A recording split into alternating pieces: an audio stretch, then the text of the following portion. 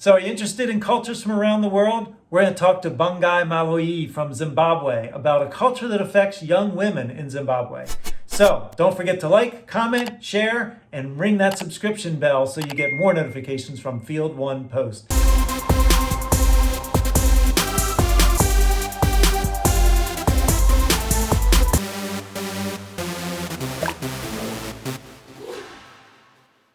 So Bongai, thank you so much for taking the time to speak with me today.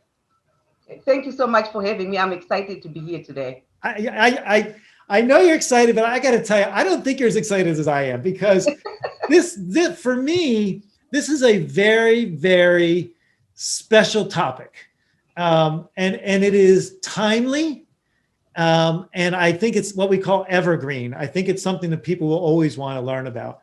And I don't think this is the last video we're going to do, because there's so much to your organization.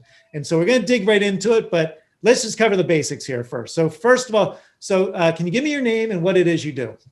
Okay, so my name is Bongai Mhloyi, and I was born and raised in Zimbabwe. So what I do is with my organization, American and African Youth Leadership Foundation, our mission is to empower girls through education.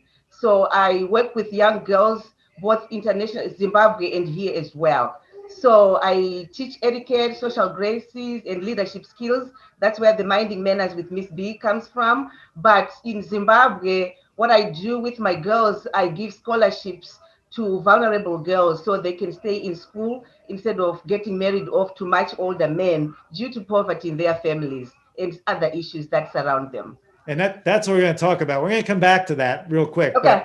But, so if I say to you, Bongai, where do you do business? What's your answer going to be there? Okay, so where I do business in Coatesville, Pennsylvania, or I can just say the state, right? Yeah, Pennsylvania in general. But I mean, would you consider yourself international? Yes, it's an international organization. Yeah. And when was the organization founded? The name of the organization is American and African Youth Leadership Foundation. That's the name of the organization. But the tagline is End Child Marriages, because that's mainly what we do. Right. And it was founded in 2010. That's when I registered as a nonprofit 501c3 in Pennsylvania. So why? I mean, I know the reason why, but I want to know why did you feel the need to form an organization to help these young women? Okay, it's a long story, but I'll make it quite. No, you can take as long as you want. Point. So, like I said, that I grew up in Zimbabwe, and in Zimbabwe, child marriages is still something that goes on even today in 2021. It's still happening. You would think it's over, but it's not. So when I was 12, I witnessed child marriages in my own family. So my grandfather, he was 75 at the time. And here comes this young girl. She was 11 or 12, about the same age as I was at the time. So we kept asking our mom, what is this girl doing here? And then my mom will explain to us that she's your grandmother, which didn't make any sense to us because she was same age as we were. So how is she our grandmother? So, but anyway, so it was explained to us that she was married off to my grandfather by her parents due to poverty, like I said earlier. So my grandfather gave her family 10 cows so that she can be his wife. And so watching this girl, she was so miserable. She didn't want to be there with my 75-year-old grandfather. She hated being there. And she saw us going to school. My sisters and I were going to school, and she was not allowed to go to school. Right. We, after school, we'll come back and play outside, jumping rope, playing with our dolls like little girls do. She was not allowed to do that because now she has to take herself as a married woman and as somebody who is preparing to be a mother at age 12. So she didn't want to be there. She told us that her ambition was to become a nurse before all this happened. So that was out the window. So, I mean, I saw her, we witnessed her crying and being miserable. 2 years later, she ran away. We don't know where she ran away to, but she told us, the grandkids that she was planning to run away, but not to tell our grandfather, which we promised not to, and we never told. So she ran away, and then time goes on. I got married. I chose my own husband. I wasn't married off by my parents. So I got married. I came here in 1985 with my husband. We went to school. And as we were going to school and completing our education, we started working. But in my head, that girl never came out of my mind and out of my heart. I kept thinking about her, like what happened to her. She wanted to be a nurse, but that was, that didn't happen. So what happened to her? And also, as I was going to school in Zimbabwe, I also witnessed some of my friends, dropping out of school, some of them getting married off. And, but I was fortunate enough that my family, my mother and my father, they were able to send all of us to school. We were a big family. It was 8 girls and 3 boys. So, but we all got our education. So, when I finished school here, I kept thinking about those girls. Then I said, okay, I think I can do something about it. That's when AAYLF was born, and I registered as a non-profit organization. But now, since I am a citizen of USA and a citizen of Zimbabwe as well, I didn't want to just help my Zimbabwean girls. I also wanted to help my local girls. Here, this is my home as well. So I wanted to help both continents. The teenage, helping, empowering girls is just my passion. I love doing that, and I love what I do. So that's why I decided to do both. So now it's international. I help girls, on both continents. So I got 2 questions. Yeah. Well, I have more than 2 questions, but we only have so much time. But we're going to have to do another interview. So I have 2 questions. The first question is, am I correct in assuming that in Zimbabwe, this is part of the culture?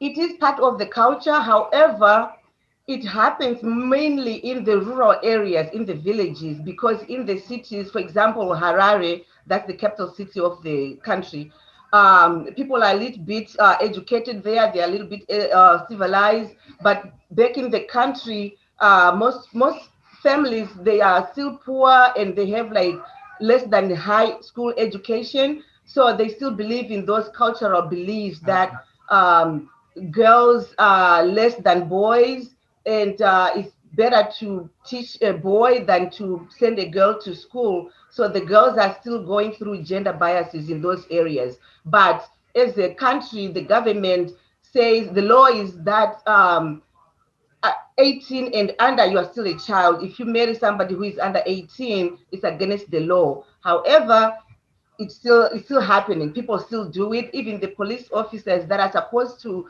enforce the law, they do it themselves.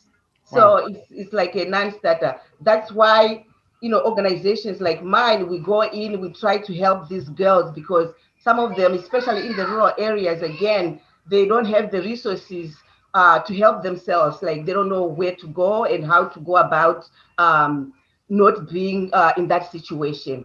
So we come in, we give them the resources, we teach them, we educate the parents as well, we educate the community as a whole.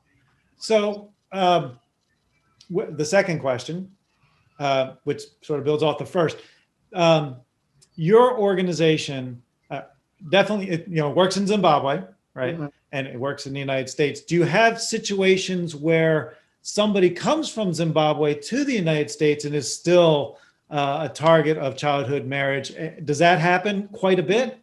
Unfortunately, that never happened, because once they get an opportunity to come to the United States, they really escaped that risk. Oh, that's good. They're no longer at risk. So that's a good thing. Right. So would you say for you, it's, I mean, what would you say the mission statement would be for AAYLF? I mean, is it more about helping the childhood marriages in Zimbabwe, and then also helping women here in the United States become more confident?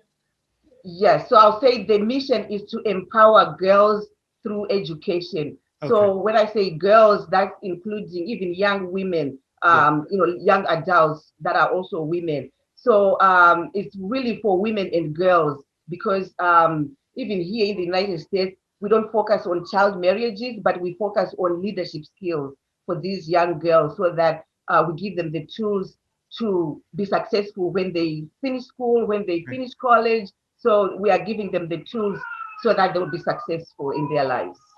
Okay, so then my last question is this. I mean, because I'm goosebumpy anyway. But I just like I like learning about other countries in general. But I like, you know, my like the guys I play soccer with tease me all the time because we'll talk about, well, what did you watch on Netflix? And they're talking about, you know, all these tough, rough guy movies. I'm like, there's this movie about this woman who I just love the female lead. My employees are all women.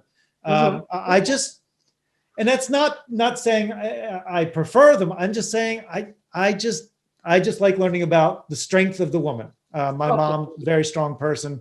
And so my question to you is this.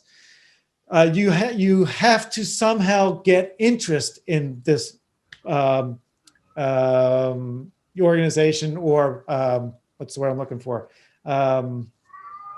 Yeah, I guess organization. So how do you do that? How do you market this organization? Not to put a cold term on it because it's not all about money, but I mean, you got to have money to do what you got to do. How do you, what successes do you have in terms of marketing the AAYLF? Okay, so my main thing as far as marketing is to just go out there and make people aware of the situation that we have this problem, the child marriages. So I go on different platforms. Here's one more opportunity for me, and I talk about it. I always tell my story, like my grandfather's story, because even myself, I cannot believe that happened. But I tell people, they will be like, wow, that happened. 75-year-old man to marry a 12-year-old girl. So marketing for me is just to go out there and make people aware of the situation, whether it's on podcasts, whether it's on platforms, just any platform that I get an opportunity to be on, I'm there and I'm telling my story, and that's how I get people to know what's going on. And if they choose to come on board and collaborate with me and help, then we take it from there. Yeah, I mean, again, I don't want to be cold, but the product sells itself. It really does. And the interesting thing is that your timing is perfect with the Me Too movement. And I think it's really very interesting. My family came from Ireland, which is not even close to a comparison. But the story I'm going to tell you is very interesting. So my, I don't know, my my ancestors, there was one guy, there was a guy and a girl that came over from Northern Ireland. They came across on the same boat. The guy was probably 22, 23, and the girl was 12. Right. And so they came over on the boat. And so one day, Jimmy, I think his name was Jimmy. Jimmy decides one day that he's going to go and propose to Susanna. And at the time, Jimmy was now 24. She was, probably 14-ish. And so he hooks up his oxen and he travels for days to get to Susanna's farm. And so doesn't talk to Susanna's parents, just goes right up to Susanna and says, I think you should marry me. And Susanna says, well, I couldn't do much worse than Jimmy. All right. But here's the thing. That was back in the 1800s. And so when you and I were talking on this IMP mixer, and you were telling the story, I'm like, oh, no, I got to hear this story. So I'm touched, and of course I'm going to have to be a sponsor now because I just like the empowered women thing. I think it's great, and I think everything you are doing is great. And from what I was on your website, I checked out your team, and I think you've got a great team. And I think you're on the right path here, and I wish you all the best. I cannot tell you how much I am so grateful we could get together today. Thank you so much, and I really appreciate you, doing this with me, and thank you so much.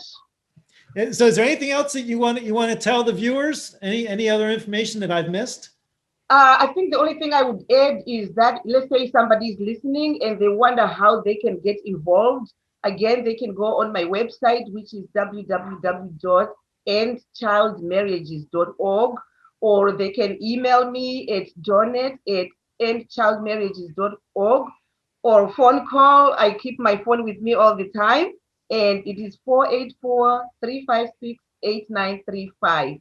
And I can explain to them, how the process is, but it's very simple. And when you think about it, doesn't take that much. It's $300 for the whole year to sponsor one girl. And once you are a sponsor, you get the girl's picture, you get her story, and you throughout the year you'll be getting her school progress. So you get to know how she's doing in school now that she is rescued from child marriages. So Right. yeah, people can contact me for more information. And in case anybody missed the information, it's on the screen. It's been on the screen the whole time. And I think if you just want to talk to a super person and make another friend, I at a minimum you should give a call. I think Bongai is probably the one to talk to, but I'm sure there's a lot more stories, and I'm sure we're going to have a lot more of these interviews. But I wish you a great weekend. You are so welcome, and thank you. I totally appreciate it. So have a great weekend and stay safe and stay healthy. Thank you. Same to you. And thanks for having me.